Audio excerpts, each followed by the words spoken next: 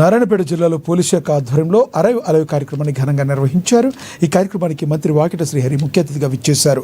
ప్రమాదాల వల్ల ప్రాణ నష్టం జరగకుండా ప్రతి ఒక్కరూ ట్రాఫిక్ నిబంధనలు పాటించాలని ఆయన కోరారు. SP doctor Vineet, collector Sikta Patnaik కూడా ఈ అవగాహన ర్యాలీలో పాల్గొన్నారు.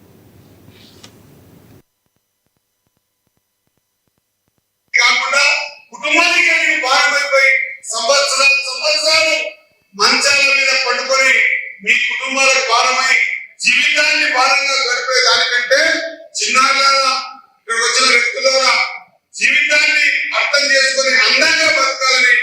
ఒకవేళ నేను పోయే ప్రయాణంలో నాకు 100 కోట్ల లాభం జరుగుతుందని తెలిసినప్పుడు ఉంటే కూడా కాక ఆ లాభాన్ని ఒప్పుకొని యాక్సిడెంట్ అయితే ఖచ్చితంగా గమ్య స్థానాన్ని చేర్చినాకనే ముందుకు పోదు తప్ప నా లైఫ్ ఎప్పుడు పోలేదు.